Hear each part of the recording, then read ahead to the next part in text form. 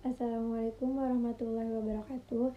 Perkenalkan, saya Yani Oktaviani dari kelas 7B dengan NPM 2221100067. Di sini saya akan meresum mengenai materi persoalan pendahuluan dan penyelundupan hukum. Yang pertama yaitu mengenai persoalan pendahuluan, di mana persoalan pendahuluan sering disebut dengan incidental question.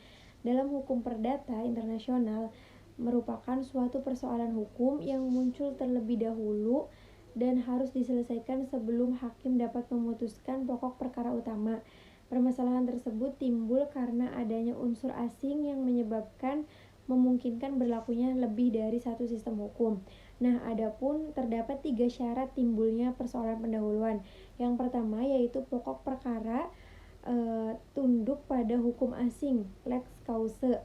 Yang kedua yaitu persoalan tambahan, subsidiar isu, juga mengandung unsur asing. Dan yang terakhir yaitu hukum yang digunakannya untuk menyelesaikan hal tersebut, yaitu hukum yang digunakan untuk menyelesaikan persoalan tambahan tersebut dapat berbeda dengan hukum pokok perkara.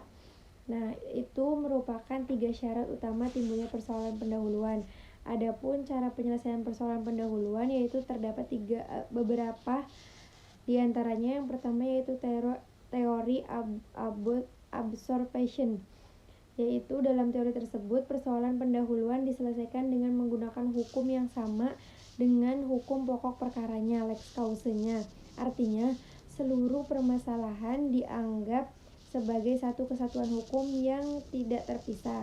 Yang kedua yaitu teori reposition.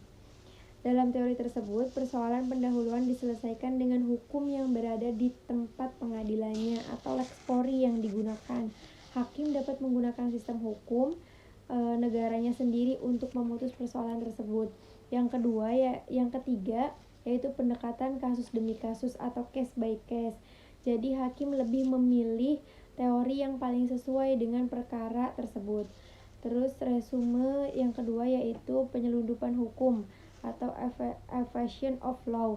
Penyelundupan hukum dalam hukum perdata internasional yaitu merupakan tindakan seseorang yang sengaja menghindari berlakunya suatu sistem hukum yang seharusnya mengatur dirinya dengan cara menciptakan hubungan hukum palsu atau perpindahan domisili ke negara lain agar tunduk pada hukum di negaranya. Adapun ciri dari penyelundupan hukum, yang pertama adanya unsur kesenjangan untuk menghindari berlakunya hukum semestinya berlaku. Yang kedua yaitu tindakan tersebut menimbulkan akibat hukum yang berada dari ketentuan hukum asal. Yang ketiga yaitu tindakan dilakukan melalui sarana hukum seperti perubahan kewarganegaraan, domisili, dan serta status hukum lainnya. Adapun akibat hukum dari penyelundupan hukum yaitu tidak sah dan tidak dapat diakui oleh hakim suatu perkara.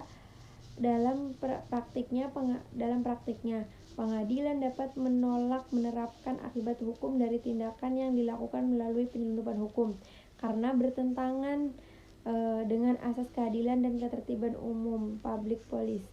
Mungkin itu saja yang dapat saya sampaikan, kurang lebihnya mohon maaf. Wassalamualaikum warahmatullahi wabarakatuh.